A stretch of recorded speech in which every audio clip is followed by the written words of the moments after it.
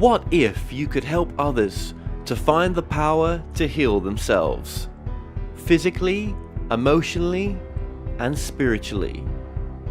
When I started teaching my classes, it was in 2002, and I was just doing the past life regressions and contacting the subconscious part.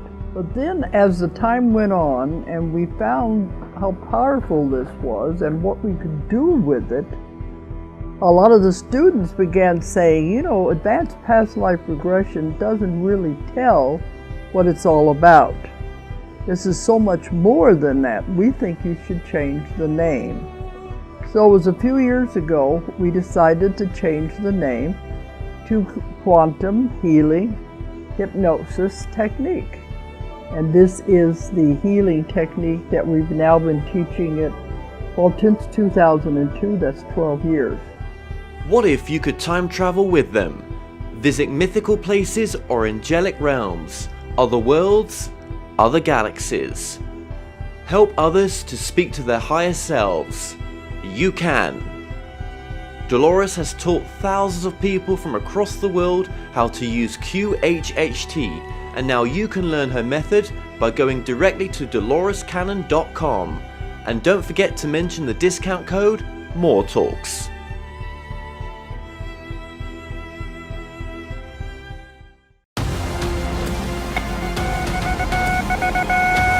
Join the stars of the Ancient Aliens TV show, Eric Von Däniken, as he returns to Manchester after an amazing response to his last presentation. David Childress will guide you through the evidence left behind. Mike Barrow will take you to other worlds, where Nick Pope will present the real X-Files. Paula Harris will share incredible testimonies. It's time to believe and raise consciousness.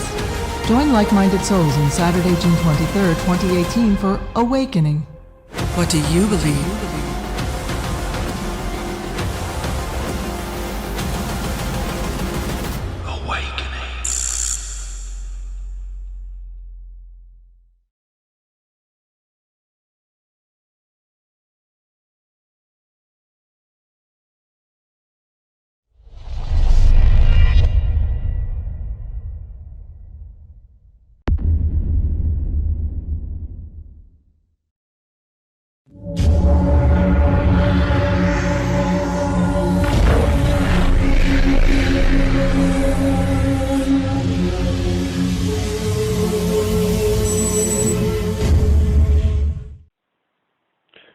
Welcome to this November World Satsanga, being held on the 30th of November 2017 in conjunction with Kevin Moore and The Moore Show.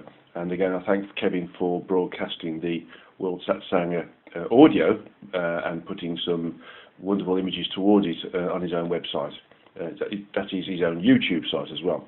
Kevin at the moment, by the way, is in the States interviewing a number of different individuals for his spiritual stroke metaphysical documentaries that's going to be called They Call Us Channelers. And I may have mentioned last time that I was fortunate enough to be the first person to be interviewed, specifically because I was in the UK.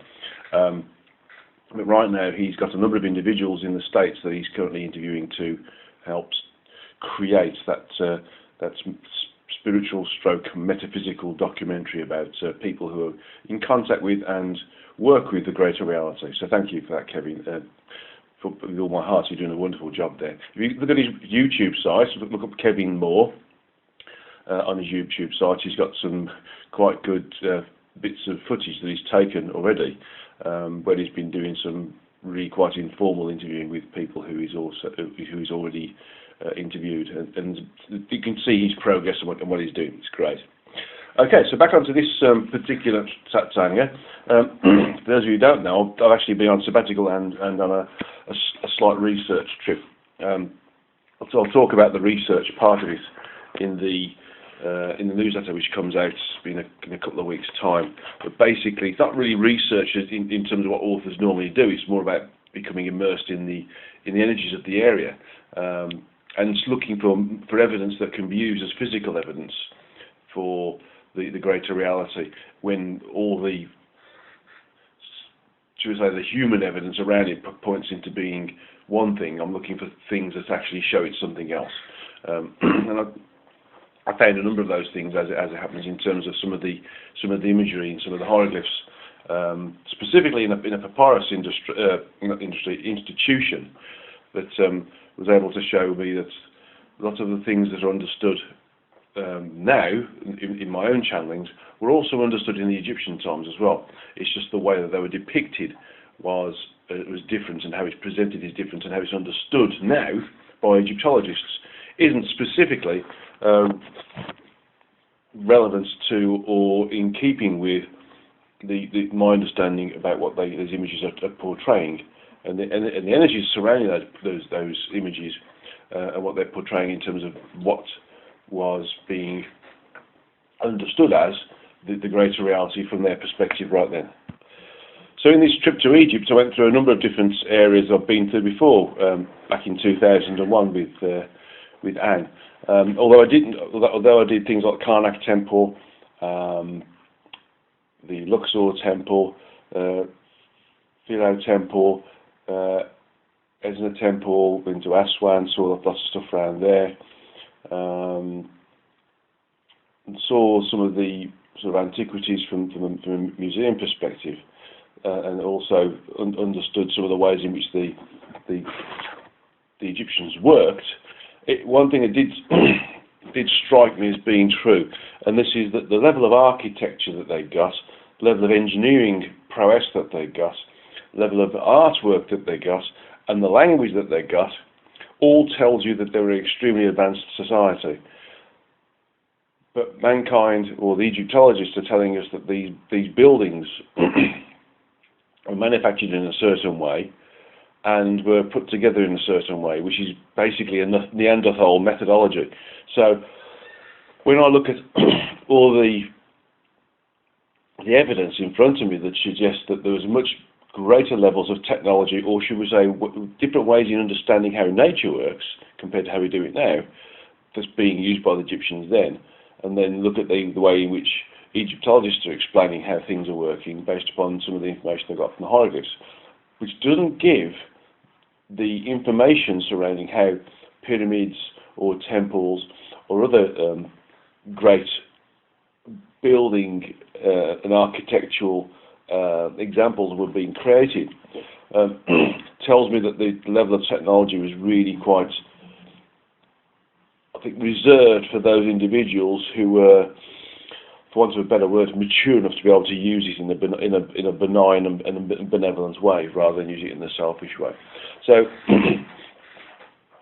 wonderful examples of how technology is being used and how it could be used to house ourselves and to understand how things are being worked. But I think the understanding of the hieroglyphs and the way that the gods are being depicted, or should we say the levels of nature are being depicted, is being totally misunderstood.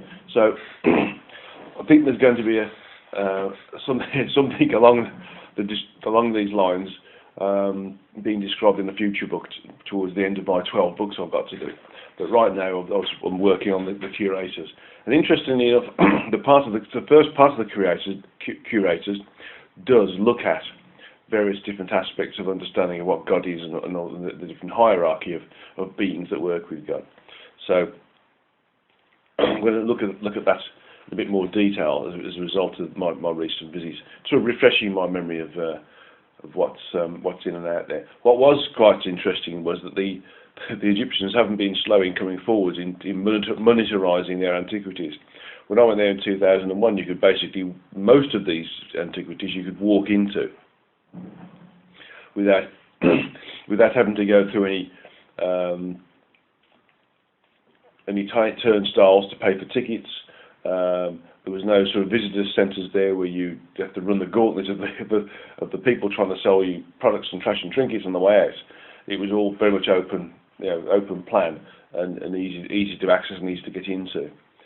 These days it looks like it's been clamped down, and areas that were previously unmanicured have now become very, very manicured in terms of being able to access these different antiquities. And maybe it should do, because Egypt is a very poor country and it's a very troubled country as well. And so they do need to have some form of income. And one of the ways that they can create this income, of course, is by monetarising their antiquities. It's just slightly unfortunate that the level of understanding of what those antiquities are hasn't improved over time. It seems to have gone backwards a little bit. Okay, so let's look at the agenda of today's Satsanga. If I do cough and splutter a little bit, I do give you my apologies. It's just that I've been in a very closed environment in some of the locations I was at, and the air conditioning that I was experiencing was very inefficient and probably needed its filters changing. And so a number of us who were there managed to get ourselves, shall we say, some lung-based viral infections, or colds, if you want to call it that. But let's have a look at the work we're going to do today in terms of the agenda of this November Satsanga. So first of all, we're going to look at the difference between a being and an entity, just to revise our understanding, and say and really understand how a being can become an entity when we understand what the difference between a being and an entity is. Then I'm going to go through the participants' questions. And there's quite a lot of questions here, and don't forget that I don't actually read these questions beforehand and give a revised answer. What I do tend to do is just take it on the spot in the same way as I used to with the live Satsangas. So it makes it more of an on-the-spot and instantaneously channeled piece of information rather than a researched piece of information in terms of the answers to the questions. And then right at the very end, we're going to do a meditation to recreate communion and negate our desire for separation throughout the world, which I think is really, really important right now. Because although you'll see from the newsletter when it's released, that there is a great feeling, or gaining a great feeling, that we are starting to move, bottom out in our descent to the frequencies, our local descent through our frequency. And we're starting to move up the frequency. Next year there's going to be some movements up the frequencies, and it's going to be quite notable for some people to experience this. And so this desire for being individualized and separated is a result of this dropping down lower than the frequencies. And the need for communion or oneness with others, and therefore oneness with God, is more of an indication that we are moving up the frequencies. So we'll work on that. Okay, so what's the difference between a being and an entity, and can a being become an entity? Well, in a previous Satsanga, I described that an entity was basically individualized sentience and a body of energy. And by a body of energy, I don't mean a human form or any other form. I mean it's just a group of energies that are used by that sentience to sort of house it or enable it to interface with and interact with the environments of the different frequential levels within the multiversal that it is working with, and the universal environments within the multiverse is working with. So an entity is basically sentient energy that's individualized and given a body of energy to work with. That is individualized from source, basically, or individualized from our true energetic selves. So the aspect is an entity. A shard is an entity because it's created from the shall I say the intelligent desire to individualize a part of us to experience something in parallel or tandem to that which is normally being experienced by the much larger piece of intelligence, or piece of sentience, and energy associated with that sentience. So entity is basically an individualization of sentience and energy that has been intelligently individualized by a larger piece of sentience and a larger piece of energy associated with that sentience. A being is something which is created as a result of if you want to call it that, the Darwinian evolutionary process of energies starting to group together, like energies grouping together, rudimentary intelligence being created as a result of that. And that means the rudimentary intelligence means that the seeking out of similar or same or like energies. And then grouping together in bigger and bigger clumps until the intelligence grows and grows and grows as a result of those bigger and bigger clumps of energies, or like or similar types of energies, until eventually it becomes some rudimentary consciousness sort of self-awareness, deliberate understanding and creation of various different things. And so we get to a point where that energy groups together to create bigger energies that gains intelligence, and then they seek out other energies with similar intelligences who sacrifice their individuality to create a bigger, more complex intelligent energy, which eventually starts to become self-aware, self-conscious, and understanding who it is and what it's doing, and therefore becomes creative, and as a result of becoming creative, starts to become sentient.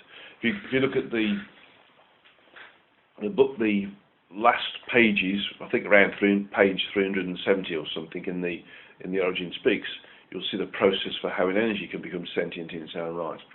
So when an energy becomes sentient in its own right, of course that sentience is also capable of moving out of and away from the energy that gave birth to that sentience, in the same way as the sentience that is an entity can move away from and join into other energies if it wishes to.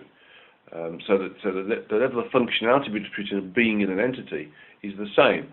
It's just the one is created through the individualization of that energy from a larger entity, whereas the being is a level of sentience created through sort of the Darwinian function of evolution. There are a number of different functions that an entity can do that a being can't, for instance. And so that level of description I can describe not now, but in a subsequent Satsanga. That recently came out in some of the text in the book I'm working on now, which is called The Curators, which, by the way, I think I've hit the 107,000 word mark, so it's already over the 350 pages of a standard book size. So it's going quite well. It won't be finished, by the way, until around about June, July next year, and that'll be the text finished. Then there'll have to be some continuing on with the residual editing there. And there's a wonderful lady called RM who is also helping me out with that editing, and we work with it as we go along. So that's good. But basically, there are functions that are different between an entity and a being, specifically because of the way in which they've created or been assigned this sentience, and it's to do with not quite the status of that sentience, but more the power behind the sentience. Okay. So in effect, they're both sentience, but the one is a being created through the standard evolutionary process, and the one is an entity created through individualization of a larger piece of sentience. Okay. Now, a being can become an entity only if that sentience is reused during the creation of a new evolutionary cycle. Now, we know that an evolutionary cycle is achieved when all entities that have been created by Source have experienced every part of the multiverse that they are given to work with, to experience, learn and evolve through. And when they've done that, then all the entities then start to move back into complete communion with Source, and the Source then withdraws its own sentience away from the energies within the origin that it's working with, and moves across to another group of energies and repopulates those energies with its sentience.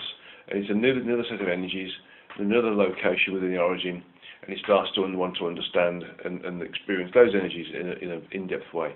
So then it starts to create whatever it wants to. It might create another multiverse, it might create something else this time, we don't know. But in essence, it'll then populate that environment within itself with smaller versions of itself to experience the minute detail of that environment. And so, in that way, it learns, it experiences and evolves in a faster way than it would do if it was just trying to do it on its own. Now, in that situation, those pieces of sentience that have evolved on their own and haven't been created by the Source can, should the Source decide, be invoked in individuality, because when the source accepts all of those entities that it's created back into communion, it also accepts all those beings that have been created through a function of evolution of energies. If he feels that some of those beings are useful enough or experienced enough, or will give a different angle on the understanding of the experience of the new energies, it will re-invoke the individuality of that sentience from itself that was the being. And in doing that, it assigns it entity status by default. So a being can become an entity if that sentience that's evolved is re-individualized into a new evolutionary cycle. And so that's how a being can become an entity. And of course, at that point, all of the sentience that is assigned into a new environment within a new evolutionary cycle has entity status. And so, as a result of this, there is nothing but entities. But of course, there will ultimately end up with a number of beings created through this new evolutionary cycle, because the energy that's in the environment that is the source, in its new location, in its new population of its sentience and individualizations of its sentience within the energies that is commandeered within the origin, can of course create the possibilities of the evolution of those energies that haven't got sentience into beings through the standard evolutionary process, as I've described. So, and again, in the next evolutionary cycle, they may well stand their chance of becoming entities as well. So this is a continuing product of sentience being created as a result of individualization from source, and our trinedetic selves and our aspects, if you wish to do so, and the creation of sentience through the evolutionary process of similar or like energies grouping together in harmony and seeking each other out and sacrificing their own individuality for a bigger and more purposeful condition where they can create a being which is a sentience rather than simply an intelligent or conscious energy. And then again, they will get reabsorbed at the end of the evolutionary cycle. And should the source entity decide to use that sentience in its individualized state as a being in the next evolutionary cycle, it will become an entity by default. Okay, so that's the difference between us being an entity again and how a being can become an entity. It's a function of moving into and being reused in the next evolutionary cycle. Okay, so let's go through our questions now. We've got quite a few questions, so I'll have to see how we do, whether we carry some across into the next Satsanga. And some of these are quite long preambles, so you'll have to forgive me if I read a bit slowly here. The first question is from MS in the far east, over in the Australasian areas. And it said, "Hi Guy, I have a question about doubt and how it affects us, and also about forgiveness and how it affects us." Well, first of all, let me just work with forgiveness first rather than doubt. Forgiveness is a very, very powerful tool, and if we forgive somebody for wronging us, then we stop the chance of any connections or energetic connections being attached to us, specifically karmic connections between us and the individual who has created or given us or wronged us in some way, or created an environment that we think is not particularly appropriate to what we want to be experiencing. And so if we forgive them for what they've done to us or what they do to others, we remove this link with us and this link with them. And so we do them a favour by forgiving them, and we do ourselves a favour at the same time. And in essence, what happens is that means that individual can evolve faster as a result of it, because we've not gone down the route of creating a karmic link with them. So forgiveness is a really powerful tool for us all to use. Doubt, on the other hand, is very powerful in a different way. We can have the strongest convictions in the world But if there's a slightest percentage of doubt within those convictions, then those convictions, all those belief systems, all those knowledge systems can start to fall apart. So any form of doubt at all, no matter how small and niggling, if it's 1% of 1% of 1% of 1% of 1%, the power of 99, for instance, or should I say the square root of 99, or the root of 99, for instance, no matter how small it is, that level of doubt can affect the efficiency of something that we're trying to work with. A good example of this is healing. If the patient has any small doubt about the work that's being done, and they doubt the confidence in themselves or they doubt the confidence in the healer to do the healing, that doubt will create a negating effect on the work that's being done, or the possibility of somebody going down a certain route or achieving the link between certain event spaces to give them the path that they need to go down in a particular life. And so it could be that their chosen path or their chosen life plan may be affected by the doubts associated with being in a certain situation and not wanting to be in that situation because they don't understand that situation that they're in is part of their plan and will lead on to better things later, for instance. So doubt is a really powerful a negative thought process to have, and really when you're working with the spiritual and with the metaphysical, as long as you are, for want of a better word, in tune with the individual or the information that you're working with, then you should have no doubts about the effectivity, the correctness, or the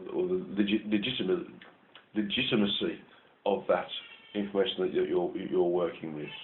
And so the thing is to believe, but with a level of understanding of, not just blind belief, but believe with knowledge, and believe without that stuff which you are believing with knowledge, but in a way which has got no doubt associated with it. Okay, so these, very, very short questions, but very, very powerful questions and answers there as well. Okay, the next question is from US, which is over. The US is from the western part of the hemisphere, and it's a couple of questions. First one is based upon the AND dialogues, and it says page 181. I discussed the process of manifestation, where desire is the prototype intention or wish that is followed by intention, thought and action, but there's no mention of emotions or feelings. There's a bit of a preamble here just to explain a few things that are understood in sort of wider spiritual environments. And so the Pleiadian guides our emotions fuel our thoughts into manifestation. We use our emotions as the fuel to attract the experiences that our mental bodies want, because our emotions are very powerful. They can slow down the manifestation process when we feel weak, inadequate, impatient, unlovable, and deserving, etc. The Buddha also said, what you think you become, what you feel you attract, what you imagine you create. So what is the role of emotion, energy in motion, or feelings, emotion attached to thought, in this manifestation process? It's different for human beings versus other incarnate entities. But does emotion, in brackets the passion or heart's desire, only play a part in three-frequential existence? Is emotion also used in the higher frequencies, or is it more frequency-based focused manifestation in the rest of the physical universe? Emotions or feelings are basically a level of sensory perception and therefore an expression of language that is only really available to us in the incarnate state. And it's something that we as incarnate human beings are experiencing at a more profound level because of our individualized free will. So is it different for human beings versus other incarnate entities? The answer is yes, because we are working on a lower frequency. We start to feel the doubts and the feelings and the desires and the wants and the needs associated with low frequency existence, and therefore those things that create karma because we're here. And so other entities that are incarnate generally have a level of community associated with any free will they may have, or communal type of connectivity as well. So the levels of emotions associated or associated to their levels of thoughts and behaviours and actions and creativity isn't anywhere near as intense as what we experience. So really, I would say that emotions could create a very difficult process of creation because of they're unstable. Emotions are particularly unstable. So if we use emotion in our creativity process and we don't achieve what we wanted to create, then we start to become dissatisfied. And so the emotion behind the creativity starts to loop backwards and decreate that was created. So we go in a downward spiral. So the use of emotions or feelings in creativity is not desirable. And we should always end up with a detached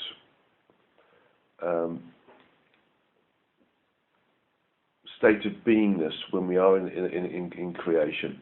And in fact, when we're experiencing anything, we should be in a detached state of beingness. Because remember, this is a reality which doesn't exist. This is only here for us to experience, learn and evolve in this particular environment. And so being immersed in or subsumed or consumed by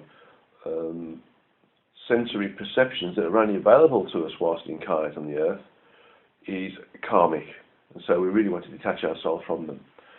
When you start to become more and more spiritual, you start to become more and more detached from this particular environment, because you realise on a very profound level, and you know on a very profound level, that this is not the reality that we exist in normally. This is only a transient condition, simply an interactive play, if you want to call it that we use to be able to experience, learn and evolve. All aspects of potential evolutionary accelerants that are available to us in this particular frequential level. So my advice is that when you go above certain levels, you don't get these levels of emotion. You become really detached and very almost matter-of-factish, but you still engage with individuals on this level if you're really connected whilst incarnate. But you are more thoughtful, more caring, more understanding, and more considered in how you respond.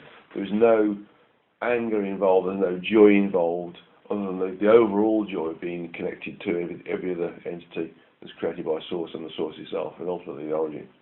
So the negative sides of emotions, the human sides of emotions, don't manifest.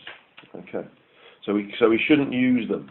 There is no place for emotions in creativity, because emotions create disappointment. That's a downward spiral.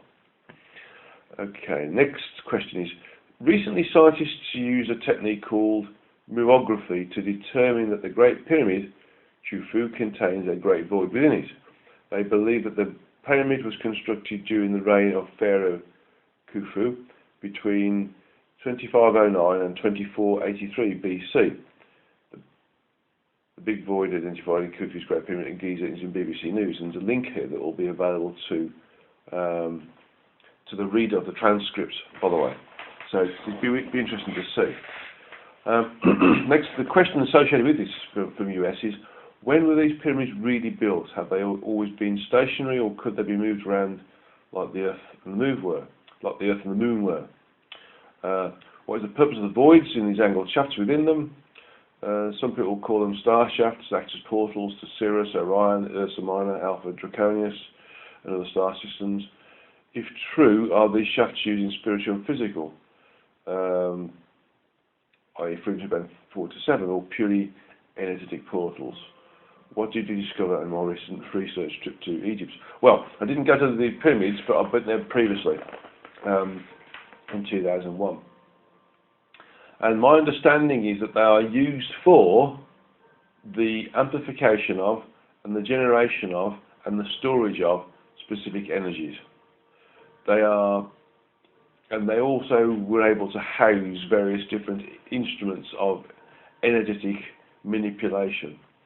The pyramidal design being such that the dimensions and the ratios between the dimensions were particularly good at, shall I say, housing those energies or shielding those energies from their ability to leak into the outside world, so to speak. The shafts were basically ways in which the energies could be, for want of a better word, projected or pulled in. Some of the locations of the King's Chamber and the Queen's Chamber were areas where energies could be collected, so to speak. And so, although there are voids in there, those voids were areas where energy was collected. Think of, if you can, some of the machines we have now to try to create nuclear fusion, where we have these great big spheres or toroids or whichever technology that's being used by various different groups to try to contain all of the energies associated with the fusion-based reaction. So the fusion-based reaction is potentially catastrophic. The sun's created through fusion. We have fission to do what we do.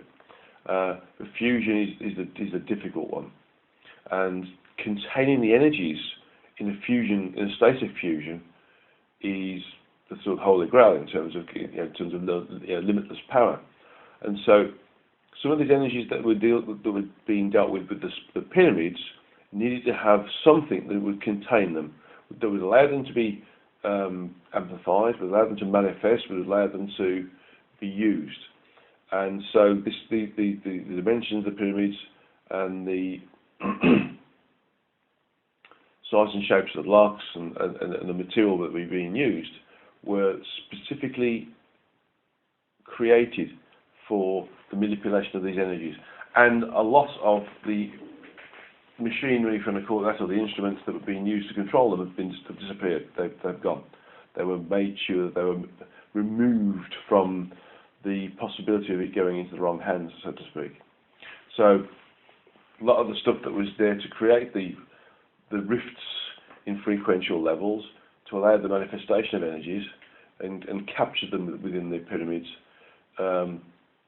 is not available to us right now. We may well discover various ways of doing it in the future. I'm being told we will do, but with our current reliance on technology, rather than reliance on understanding and using natural phenomena and natural methodologies and natural processes such as telepathy, for instance, or telekinesis to be able to control things, we're going to be using mechanised means for a long, long time, until we start to work out that mechanised means are slow and are simply things like computers, telephones, televisions, and all these other devices. For instance, hydroelectrics, solar electrics, nuclear electrics, coal-based electrics, turbine-based electrics. All these different ways of creating energy are simply really, for want of a better word, cumbersome. The best way I can think of it. Cumbersome in how to deal with, how to create energy. When we use the right level of natural means, using the right geometries and the right materials, we can attract these energies and manifest them and amplify them in ways that are well beyond the use of the vastest and most complete levels and most advanced levels of technology that we can ever think about. So, so in effect, the pyramids were there to really hold energies together, amplify energies or manifest energies of the types that would allow us to do things like materialise things, dematerialise things, change weather patterns, create fertility, create consciousness as well. Some of the energies would enable us to create consciousness or expanded consciousness, or artificially create levels of super consciousness as well. Okay, so that's what they were there for. And there's various different pyramid sizes and shapes that were available that have different roles and responsibilities, different ratios that have different roles and responsibilities, and they were able to attract different energy as well. Okay, so that's where I sort of picked up. And some of these pyramids, not pyramids, some of the temples that were there were simply there to guide energy as well. A little bit like some of the standing stones in the UK, around Avebury, for instance, or other areas, where a corridor of energy could be created, and the stones would naturally keep the energy in a certain path. Okay, next question is from JM, and the question is, in the Yandalas, page 52, the true energetic self can have up to, but not beyond, 30% of its beingness, of its sentiences, as incarnate pieces. So if 12 is the maximum number of aspects that can be projected by our true energetic self, is it accurate to say that each one of us is a 12th of 30% of our tests? Yes. In terms of sentience, yes. Or does the test percentage vary? This makes me feel more vital than ever to the evolution of my true energetic self. Well, yeah, but basically, the standard rule is that there's a maximum of 30% of our sentience that can be projected from the true energetic self into smaller aspects, i.e. the souls. And if all 12 are projected, then it would be 2.5% of that 30% would be in each of those 12. But if there's only 3, for instance, aspects projected from a true energetic self, it is possible that a true energetic self may desire to assign 10% of its 10% of its sentience into each of those 3 aspects that is projected. So rather than having 2.5%, they can have 10% of the true energetic self's sentience. But that's when an aspect has to do some serious work on Earth. So you'd only find that those aspects with that level of sentience on board would be incarnated. They've got a really important world or galactic role to play. Generally, we only have 2.5% of the sentience of our true energetic self. Okay. Next question is, again, on the Andalas on page 59, next to the bottom paragraph, it says, how exactly does one move into an event space? Is it like joining a volunteer group to be of service? If so, how is that activity joining an event space? Are we ever aware that we're constantly moving or joining an event space? Or is it an accident of life choices that we make? Event space is a bit like realities, a bit like parallel conditions. We generally have a number of choices to make in our existence, in our daily existence, in our monthly existence, in our yearly existence. And depending upon the influences around us, we either make a decision which is based upon going in one particular direction, a mainstream direction, or another direction. For example, that gives you 3 choices. Sometimes we have 12 choices. Sometimes we have 2 choices. So moving into an event space is something that happens as a result of our choices and our decision processes when we have a decision to make. And we can move into a new event space, or we can continue to move in the existing event stream within the event space. Event streams will be described in the curators, by the way. So it's very difficult for us as human beings to actively know that we're moving into a different event space, except that we can suggest that if we have a decision to make and we make a decision, then although we might not experience anything specific or dramatic, we would know that we've moved either into a new event space that is relevant to that decision process, or we've decided to stay in the existing event stream within the existing event space that we're in, and therefore we're continuing along the same line. And so really it's to do with our decision processes. if we were an entity that is working on the maintenance of the multiversal environment, like a curator, for instance, then we can move into event space by choosing an event that is parallel to or linked with the start of event in another event space. So our end of event needs to be something which is compatible with the start of event in another event space. Okay, I'll say that again. The end of event in the current event space that we're in, if we move from one event space to another, needs to be compatible with the start of event in the next event space. So there has to be a link between them. There has to be something that links them together. And this is something that the curators do. If they manipulate event space, various different realities, to ensure that the opportunities for evolutionary efficiency are maintained. And they have to work with those individuals who are working within that particular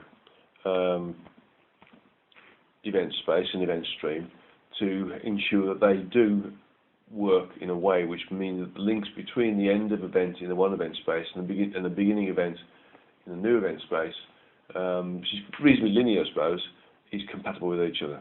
Okay, so that a conscious move would only be achievable for us if we were a curator.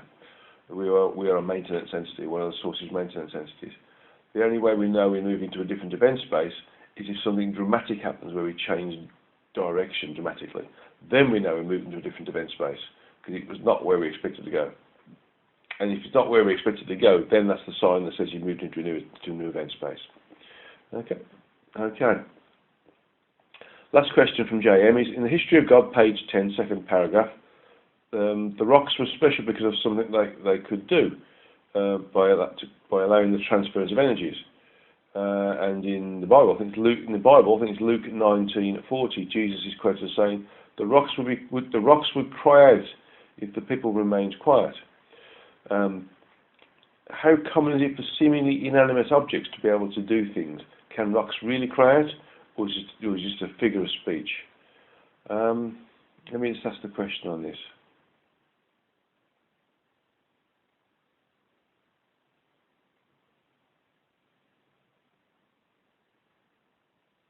Right, in terms of the Luke 19:4T, and Jesus quoted as saying the rocks would cry out if people remain silent or people remain quiet, it's simply a figure of speech saying that if something is wrong and if something is happening in the wrong way and nobody mentioned it, then it would be so obvious that the earth would say something about it, basically. And we're getting that a little bit now, aren't we, with some of the things that are happening in various different locations around the world with various different leaders. Some of the things that are happening, and nobody's saying anything about it because they're either so dumbstruck that it's happening, or they are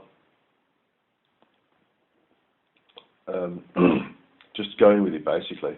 But if there's something that is so radically wrong or so radically incorrect that it needs to be talked about or needs to be said or needs to be identified as being wrong, and nobody does identify it as being wrong, then the earth will create some response or some environmental response that will make us sort of take notice to realise that it's wrong.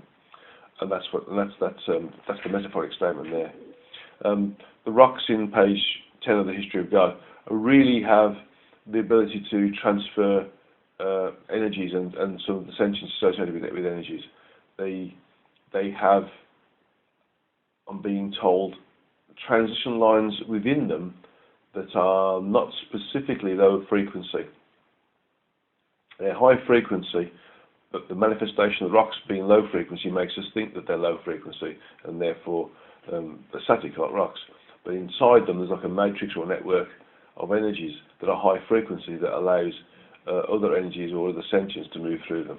And so there are those beings who are sentients that move around and exist within rock-type structures, and their environment is these rock-type structures or sand-based structures as well. Okay, so I hope that answers that question. We have a few more from ME, again over in the Western Hemisphere. And ME says, thank you very much for being of service. Thank you for saying thank you. I have a question based on last Satsanga regarding how we interpret good feelings and the information from what people call past lives into what some call genetic memory. The actual question is in bold, but much more commentary on the Great Satsanga. But much commentary on the Satsanga resonated with me. Okay, so this is a bit of a preamble first. I'll go through the preamble and then we'll go through the question. In the last Satsanga, I discussed the point of an incarnation is to essentially evolve to the point that we no longer need to incarnate by mastering incarnation itself. True. This is something that completely resonates with me, and I feel that in this lifetime I've realised that I no longer need it. I no longer see the desire in coming back. I have a feeling that this is the last trip for me in this lifetime. And I'm looking forward to that in many ways. Not morbid, but rather seeing the weight of incarnation for what it is, looking forward to a lighter existence that makes any sense. Looking forward to utilising more of my faculties that are tied up in my true energetic self, that human form cannot cope with, things of that nature. Being in a different role as a guide or helper or structural component of the multiverse, I feel that my incarnations as humans or other forms of life have been to accrue knowledge that will assist in my more full-time role in my true energetic self, which I feel is something like a bridge maker or a gap jumper capacity, but I have no idea where that is coming from. It just came to me in my mind as I typed this. It yet resonates also with my various roles as a human being in this lifetime. I have lived through many things you mentioned in this lifetime, and I presume in other lifetimes, since I have a feeling of understanding that can only come from having experienced life in that form. Animals, gaseous states of energy, elemental forms of energy, human forms of energy, plant forms of energy. So, sort of showing that there's a resonance there between the excuse me, the understanding of what the greater reality is, and the feeling of and the resonance with that as an individual aspect incarnated in a human form.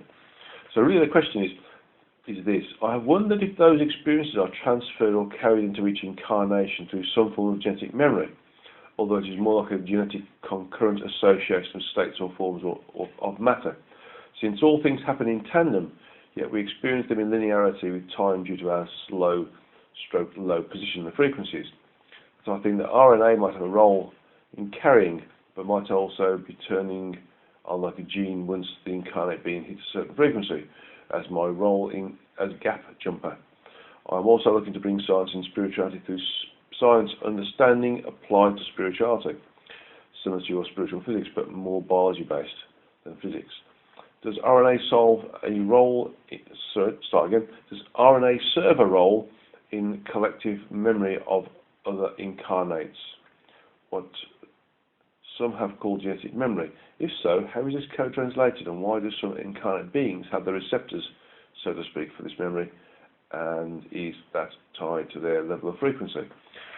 My understanding is there's nothing physical that is used in the ability to remember past lives or have gut feelings about individuals we've worked with before. It is simply recognition of the energetic signature of that individual, or a momentary increase in frequency that allows us, so this is a personalized increase in frequency, that allows us to access part of our true energetic self and or ourselves and what we've experienced in previous existences, that allows us to therefore remember certain lives or certain aspects of certain lives.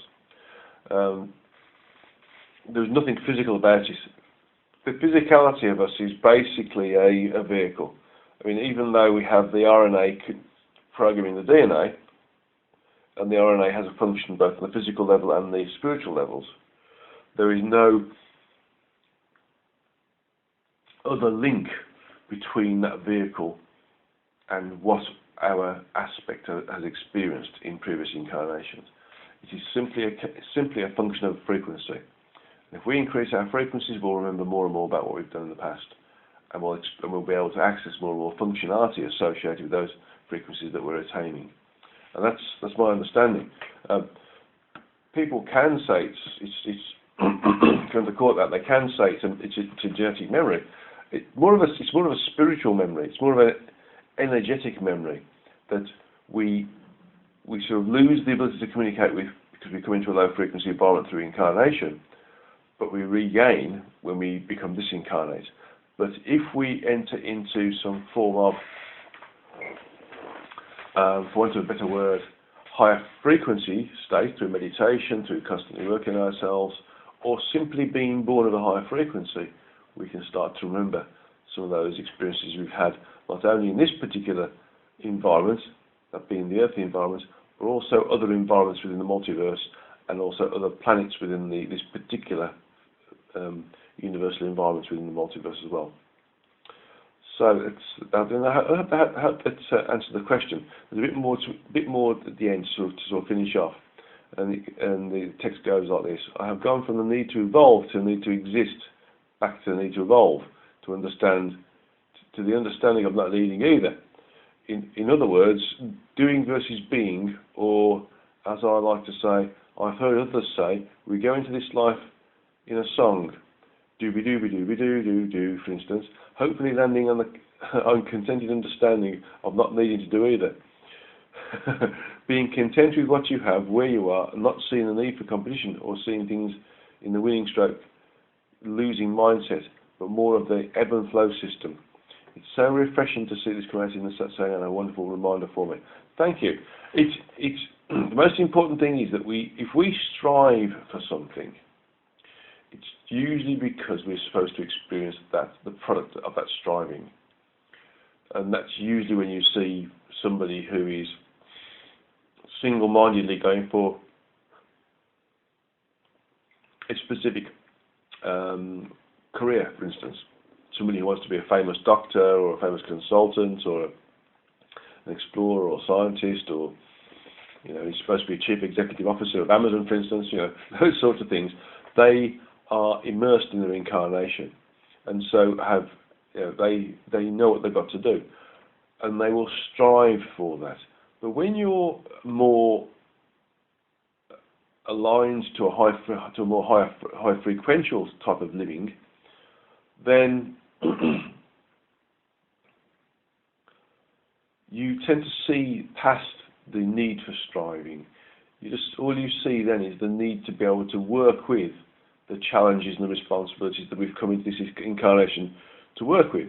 And so we go about our daily business knowing that whatever we're doing on behalf of God, because we're doing stuff that we are doing, but on behalf of God, who wants to experience that which we're experiencing to us. And so we do the best we can do to experience it in the most responsible and most complete way we can do, making the experience, the experience of the experience as efficient as a way as possible. So really, it's about doing our roles and responsibilities, but also doing the best we can do to get back to a higher frequency and understand who and what we are whilst we're incarnate as well. Again, there are some individuals who haven't chosen that in this particular lifetime, so they won't. They're the people who are the so-called material world successes, for instance. But somebody who is content with who and what they are, and they are happy with their lot, and they're happy to work on themselves, for instance, and meditate, they're also successful. In fact, in some ways, they're more successful than those who are materially successful. In fact, I would say they always are more successful. Okay, so I hope that explains that as well. The final one's from Dan. And Dan says, I love listening to you on the World Satsanga. I always learn new things from a cosmic perspective you're sharing. Thank you. I've noticed, actually, in this particular set of questions, I've included the thank yous a bit more. There's not much. I hope there's no ego in there. It's just I just think I just left them in by accident. Never mind. It's nice to see. It's nice to see people enjoying them, because if we enjoy something, we learn faster. If we don't enjoy something, we don't learn so fast. So it's nice to enjoy something. So actually, this is probably the reason for me leaving these in is to see that people are enjoying themselves learning about the greater reality, as I do. I enjoy learning about it as well, so it's fantastic. So the question is based upon the reader of some raw material channeled by Carla Ruckert. He would like to know if this material is valid. And the question is, I would like to know what you think of this material, or what material, in your view, is the best explanation of metaphysics.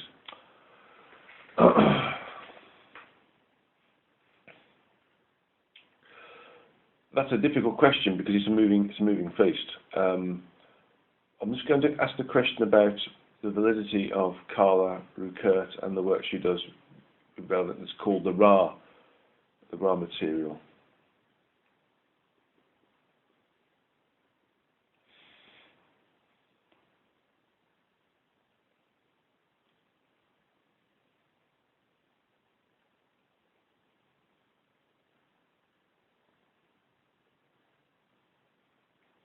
Right, the information I've got back is that the information is reasonable, but there's a lot of holes in there. And as human beings, we tend to try to fill the holes,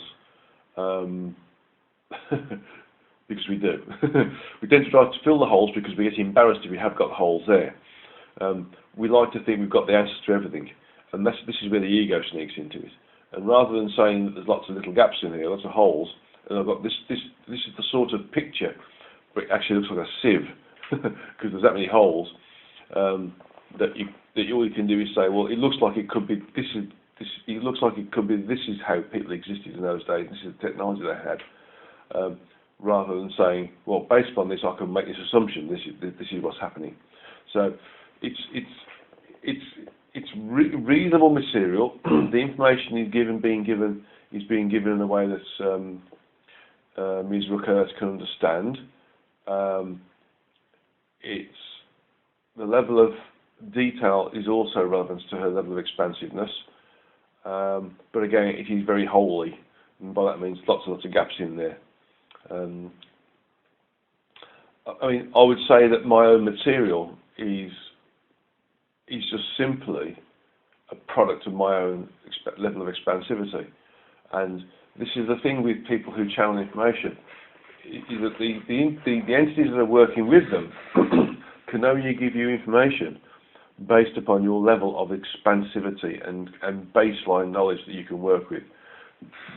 And so you tend to find that the information that's being broadcast, and this includes mind, is relevant to the ability for that channeler to broadcast what they've experienced.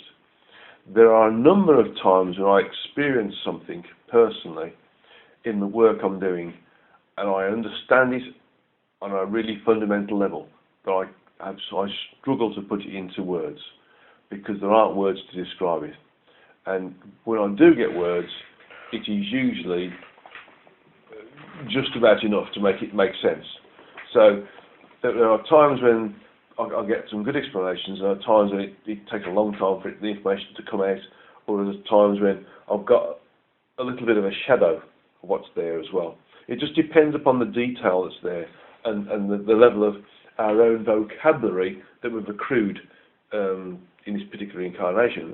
The vocabulary isn't the spoken vocabulary, of course. It's the total vocabulary of our experiences, what we've experienced through vision, through speech, through hearing, through smell, through taste, through touch, through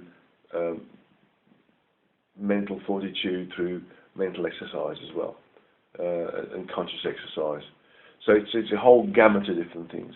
But I would say that it's this particular piece of information should be used as a broadening exercise to give you an understanding that there are other ways of understanding the details, but those other ways are usually based upon the ability of the channeler to assimilate that knowledge. So I hope that helps in that particular question. It's a good question, actually, and I would say that with everybody, when you're reading any piece of information, mine, Dolores, Eckhart Tolle's, Neil Walsh's, Carla's, all these other people that are out there, you know, Wayne Dyer, Deepak Chopra, all these other people out there who are doing lots of excellent work.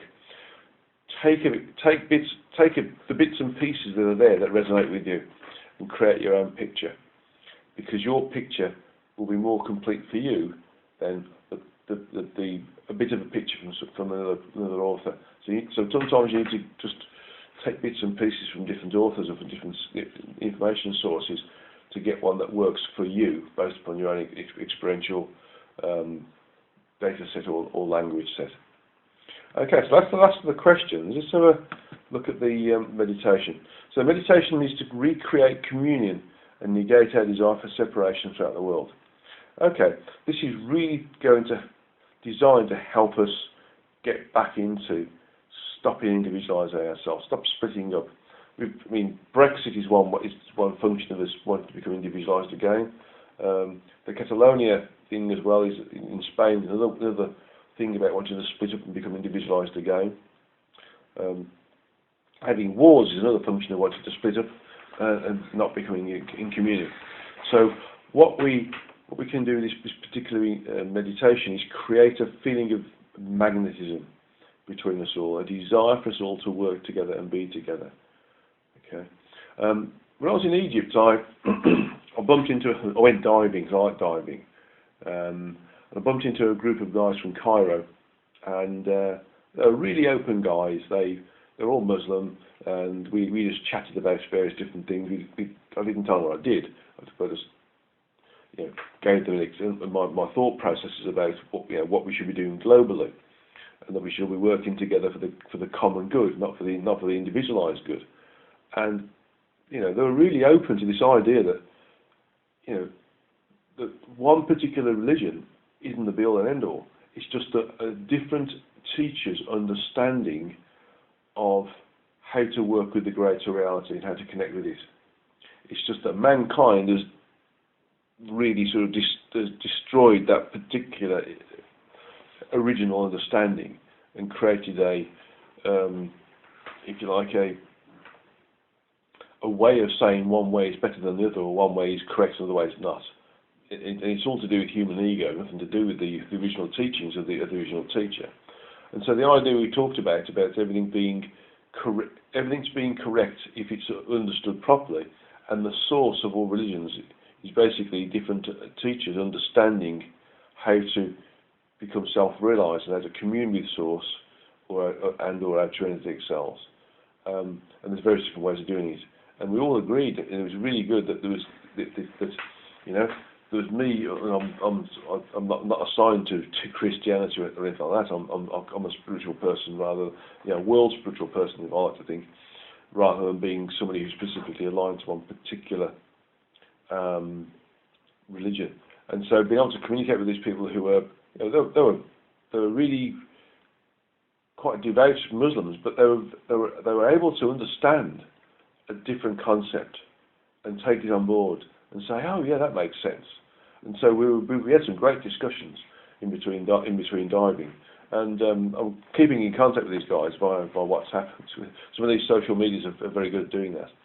And if I ever go over there again, I'll try and link up with them, because they really did show that they were more than capable, more than able to be expansive enough to be able to take on board the greater reality.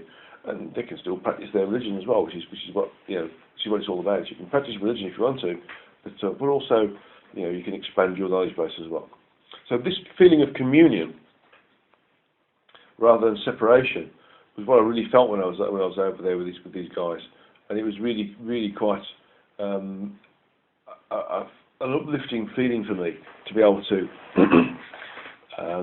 work with them. Even though we were just talking about various different things around us, and we were showing we were all saying how we can't believe certain things are happening, and it's complete nonsense that is happening. Some of the ways certain world leaders are going, for instance, and how we're interacting with each other. We all really agreed that we should be operating in a really mature way and think of ourselves as a world economy where there's no, we don't have abject poverty and abject richness. We have everything working for the betterment of all of the citizens.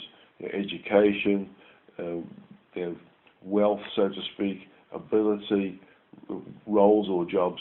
We should all be working on the same sort of level playing fields, rather than one person being better than somebody else, for instance. We should be working together for the betterment of the incarnate population as a whole, rather than little pockets around the world. So that was a great discussion. So let's back to this meditation. So let's sit in our straight back chair with our feet flat on the ground, palms uppermost on the upper thighs, back straight with the small of the back in the right angled aspect of our straight back chair. Eyes closed but focused upon the origin of the third eye.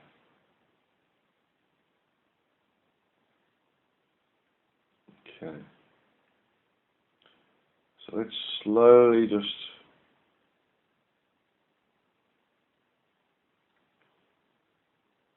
visualize ourselves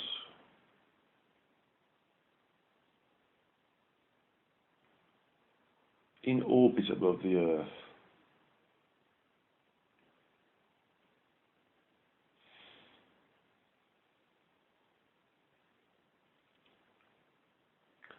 Down below us we see the Earth with its ocean and its land masses and weather systems rotating below us.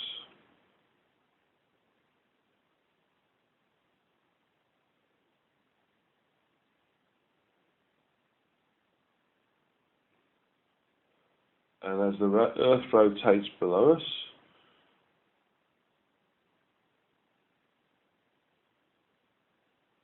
I want you to visualize how the Earth looks when we are looking at the Earth from orbit, but the Sun is behind it. So it's not illuminated from behind us, it's illuminated from behind the Earth. And this means that we see the Earth and the cities, land masses, in a rather interesting way. You can see all the lights in the cities and the suburbs that are on, street lights, car lights, or car headlights, motorbike headlights, cycle lights, the lights in houses as well.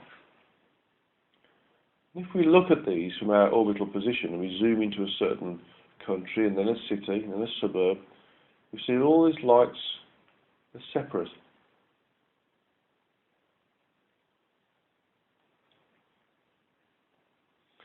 In between each light is a dark area.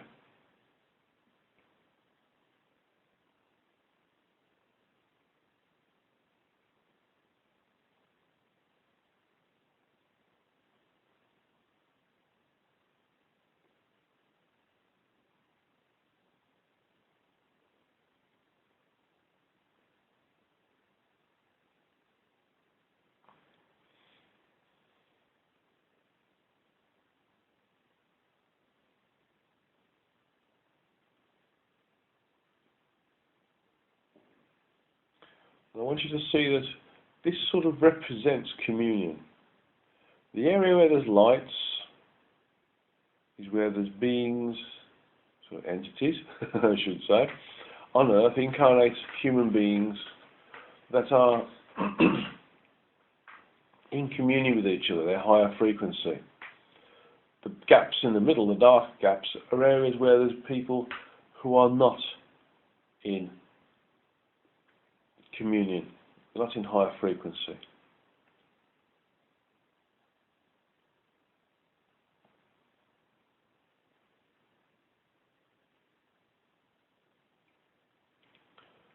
So the light represents lights in the cities and the country and the land mass represents those individuals or groups of individuals that are working at a higher frequency and therefore want to work together in communion.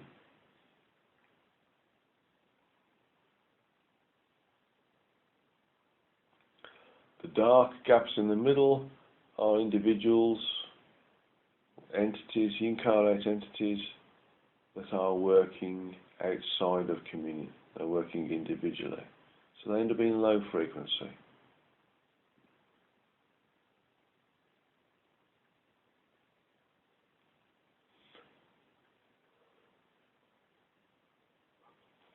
So I want you to use your willpower now to move all of these little areas of these little pockets of life together. So when they touch each other, they become a bigger group of light.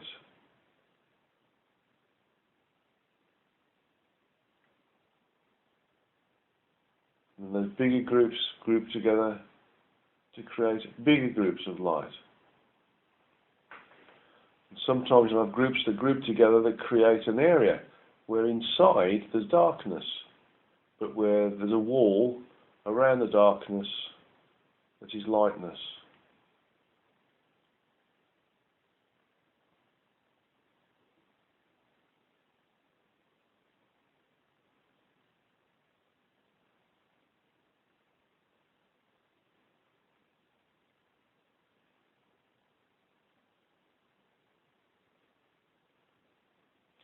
And therefore, all of the darkness in between these walls of lightness also becomes light. So we have this triangulation effect, this inflationary triangulation effect, where if there's groups of individuals that are grouped together and they surround an area of darkness, then the area of darkness within their group will become light as well.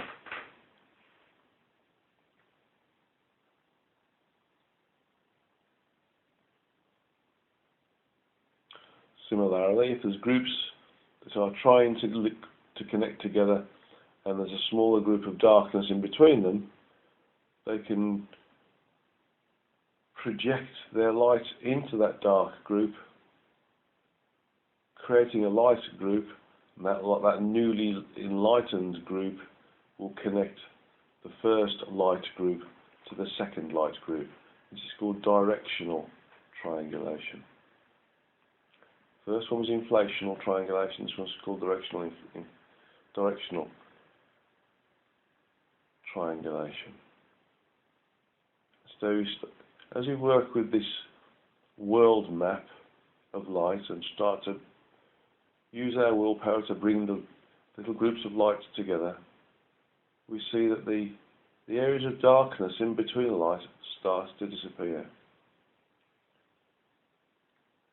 The lightness represents communion or working together. The darkness represents being out of communion or working from the point of view of the individual only.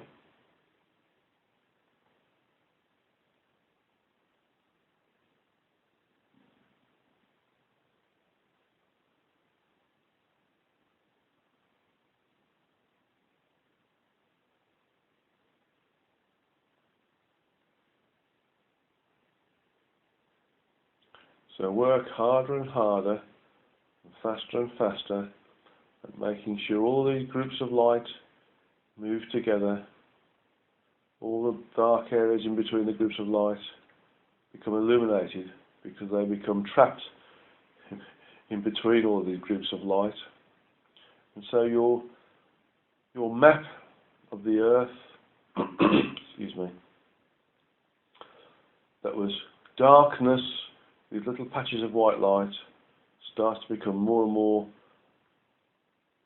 full of white light with little patches of darkness.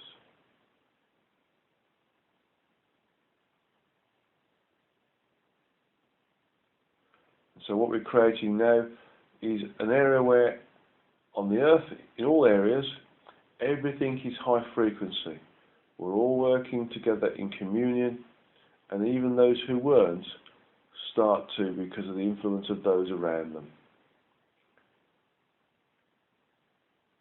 Looking back at our map of the world from the orbit in darkness, we see that there is no evidence anymore of any darkness in between or inside the groups of lightness.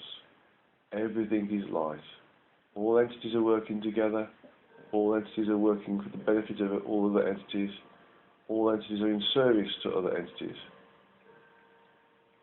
All entities are working for the benefit of the group, the big group, the Earth group.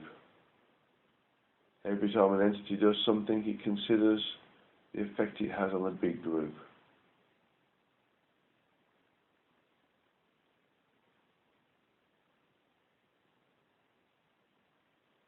If a group of entities start to think of a new change, and there's enough of them, then the whole group is considered as to whether that change is valid or not. So there's no dissent as to whether we go with the change or not. The whole group, the whole of the earth would take on board this new change and direction. There'd be no arguments, no condescension, no alternative viewpoints, no desires to not follow or go the same way. There would only be understanding at the most profound level that what's being decided by a smaller group would benefit the much larger group, and therefore the much larger group would take on board the thoughts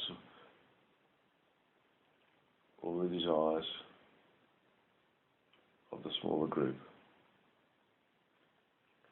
And so we have a whole landmass on Earth that is whether it's the Americas, whether it's Europe, whether it's the Middle East, whether it's Australasia, and all the bits in between. They are all covered in white light, because every entity in all of these different countries and their boundaries and their neighbouring boundaries are working for the benefit of them all, and not just their own country. And so the whole of the earth becomes illuminated, because all the entities on board the earth are working for the benefit of the environment that they're in, because the environment supports them, and therefore they're working for the benefit of the earth.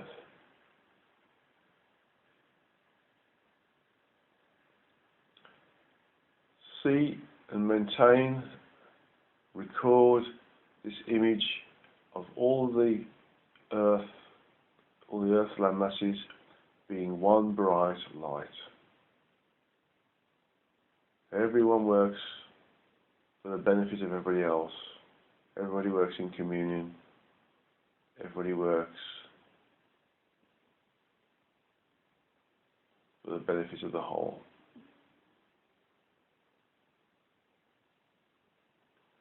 So seeing every landmass on the earth as being a bright light, we can start to move away from that imagery. Slowly come back into the room where we are. We'll be sitting in our straight-backed chair. Slowly open our eyes and take a drink of water or other liquid to help ground us. And that meditation will, although it's very simple, it's to do with raising frequencies really, and therefore it creates communion through the raise in the frequential state of individuals and groups in between, individuals in between groups, and individuals in the middle of groups at a higher frequency. And so everything creates communion and the desire for the communal state rather than separation. So that's the end of this particular Satsang in November. The next Satsanga I'm going to say is going to be on the 23rd of December. That's the day before Christmas Eve. And I'm going to say it's 23rd because this will be the 10th. Sorry, again. This is the 5th anniversary of my late wife Anne's transition back into the energetic, because it within the first half hour of 2014, and certainly 2012, let's get it right, of the 24th of December 2012, she moved back into the energetic, and the whole of the 23rd of December 2012 I spent with her. And the Satsanga before then, we all grouped together to give her lots of energy to make her transition as quick and as fast as possible. And so we will have a Satsanga, I think, on the 23rd of December, which is the 5th anniversary of Anne's transition, and we're going to work on giving energy to all those individuals who need to move on back to the energetic as well. So the whole point of the meditation is to help others pass quickly. Well, thank you very much for listening to this Satsanga and participating. Don't forget that all of your energies focus on this particular event space. You move into this event space when you listen to this particular Satsanga, and that creates a synergistic effect where we all work together. So thank you to everybody who's listening to it, those who are in the far west and those in the far east and those in the middle as well. And we give you God's love, this obviously the love of the source and the origin, and my love as well. And I look forward to creating the Satsanga in December. Thank you very much, and God bless you all.